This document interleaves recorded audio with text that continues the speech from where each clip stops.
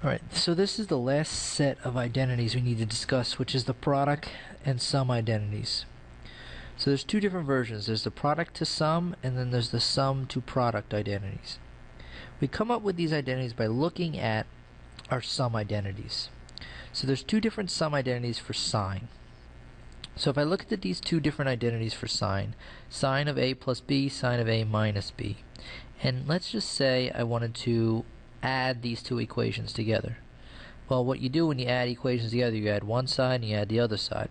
So on the left hand side, I'd get sine of a plus b plus sine of a minus b, and on the other side, the right side of the equal sign, I'd get sine of a cosine of b and another sine a cosine of b. These are the same. There's two of them, so I get 2 sine a cosine b. But then these are opposite signs, which means these two will cancel each other out. So I get this equation. If I then divide by 2, I get 1/2 times the sine of a plus b plus the sine of a minus b equals sine of a times the sine of b, or cosine.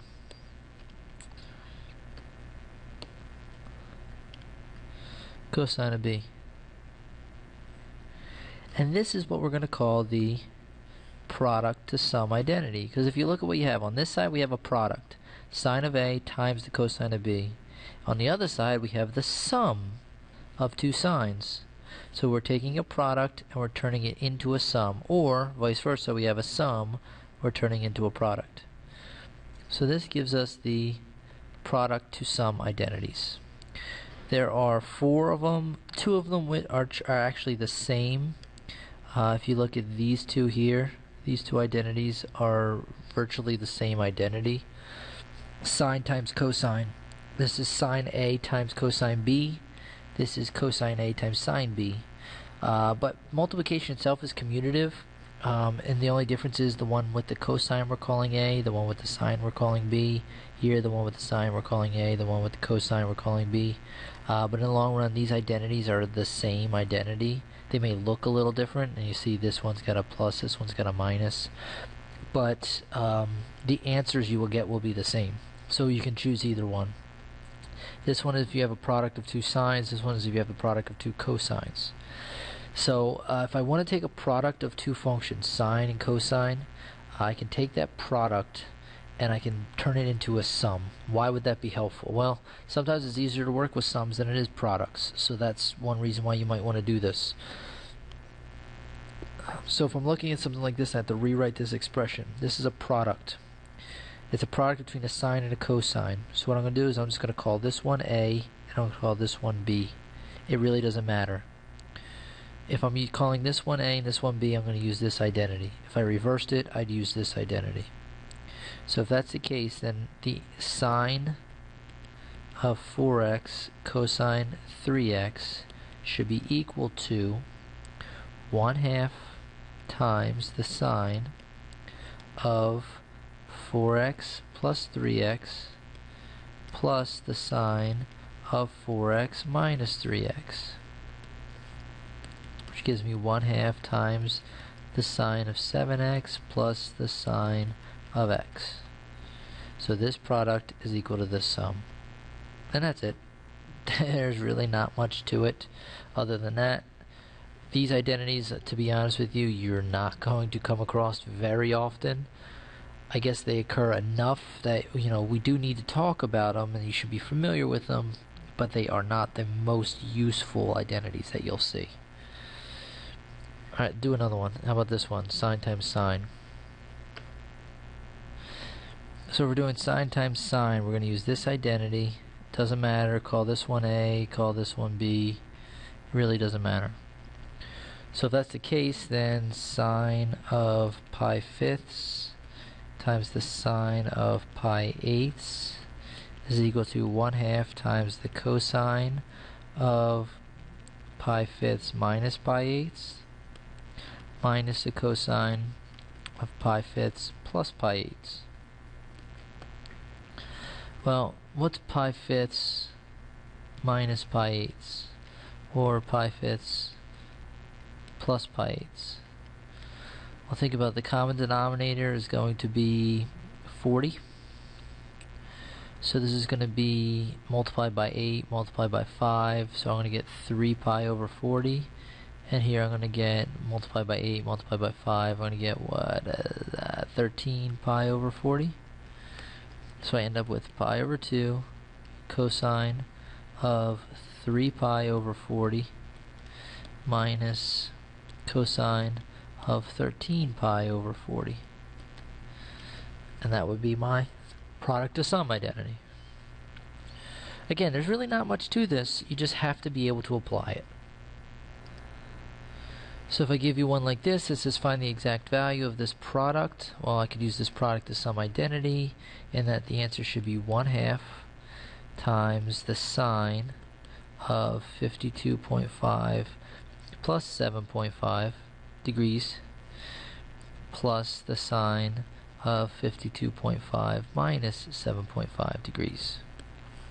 So it's going to be 1/2 times the sine of 52.5 and plus 7.5 gives you what, 60. Sine of 52.5 minus 7.5 is the sine of 45. So I go 1/2 times the sine of 60. Sine of 60 is square root of 3 over 2. Sine of 45 square root of 2 over 2. So I get 1/2 times square root of 3 plus square root of 2 over 2. Or I could write square root of 3 plus square root of 2 over 4. So this would be the exact value of that product using the product to sum identity. We can now take those identities we just looked at and work them backwards and talk about the sum to product identities.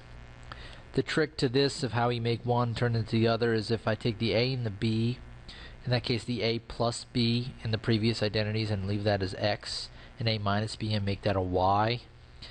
That substitution essentially gives me these identities, and these are now the sum to product identities. Here's a sum, difference, sum, difference. So if I have two signs added or two signs subtracted, I can turn that into a product. Two cosines added, two cosines subtracted, I can turn that into a product. Notice neither of these, none of these things here have a sine plus a cosine or a sine minus a cosine. The functions in both are the same function. So if I had to rewrite, say, this expression right here, I can't. This expression cannot be rewritten in any other way than the way it is. The only way I can apply the identities that I see right in front of me here are if the functions are the same. So in this one, rewrite the expression, you can't. But if I said rewrite this expression,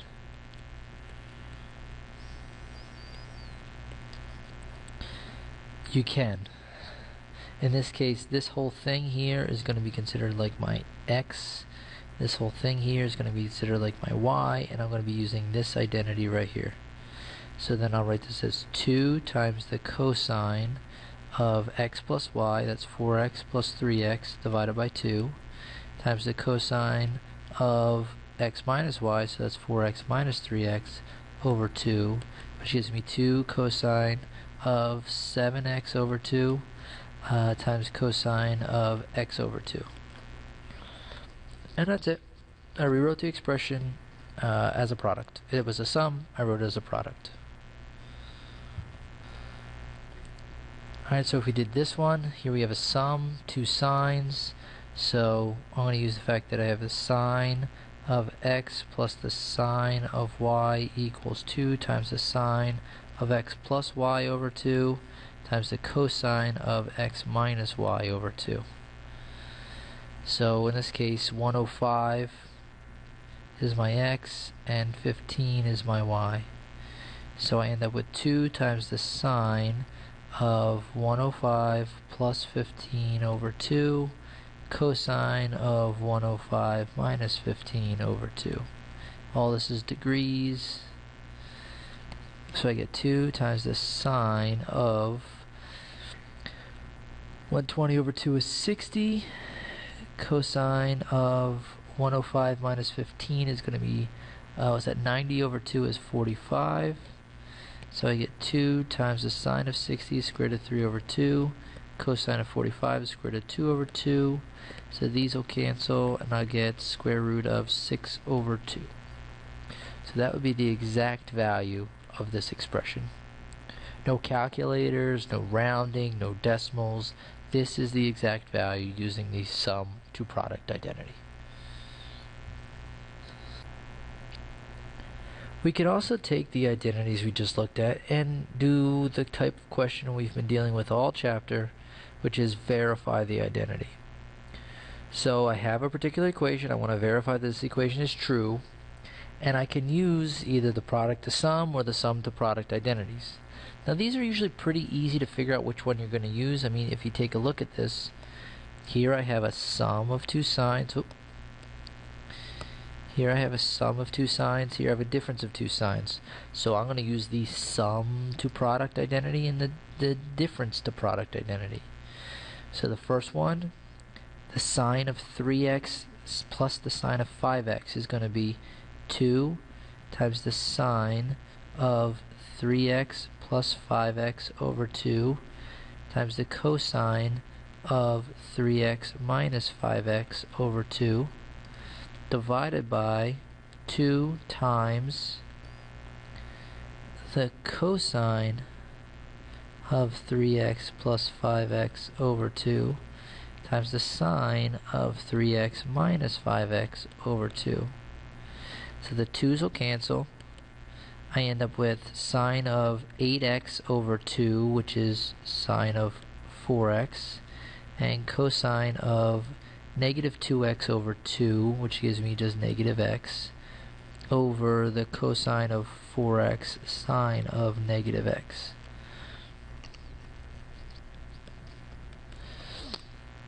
Well, here's something you gotta remember. Cosine is even, sine is odd. So the sine of 4x, this becomes the cosine of just x. This is the cosine of 4x. This becomes sine of x with a negative pulled out. Now here I have sine over cosine for 4x. Here I have cosine over x for x. So that's going to give me negative. Sine over cosine is tangent of 4x. Cosine over sine is cotangent of x. Oops, cotangent of x. Cotangent's 1 over tangent, so I get negative tan 4x over the tan of x, which is exactly what I wanted to turn it into. So more of the same question, but now we have even more identities we could possibly work with. And sometimes having more identities to work with is harder. Okay, so here's another one, verify the identity. Again, this one should be kind of obvious in that I'm looking at a sum here and a difference here between cosines. So I'm going to use the sum to product identity. So the cosine of 5y plus the cosine of 3y, that's a sum of cosines. So the sum of cosines can be written as 2 times the cosine of 5y plus 3y over 2 times the cosine of 5y minus 3y over 2. The difference is going to be minus 2 times the sine of 5y plus 3y over 2 times the sine of 5y minus 3y over 2. Well, the 2's will cancel, but I still have the negative. Cosine 5y plus 3y is 8y over 2 is 4y, so I have cosine 4y. Subtract them, I get 2y over 2 gives me y, so this is cosine y. Same thing at the bottom, but they're sines. 4y sine y. Then I have to say, alright, well I got cosine over sine, so I'm going to get negative cotangent 4y, cotangent y, which is exactly what I was looking for, so that verifies the identity. So we've gone through a bunch of identities now. We have the reciprocal identities, the quotient identities, the Pythagorean identities, the even-odd identities, the double angle identities, the co-function identities, the sum identities, the product to sum identities, the half angle identities, and the sum to product identities. There are many more identities than this. These are just the ones that are most frequently used, and I would say the first ones we did were the most frequently ones we used, and then as you go through each of these videos they become less and less frequent in terms of the use of the identities. But there are tons more identities out there. These are just the ones that you're going to possibly come across more frequently in the future.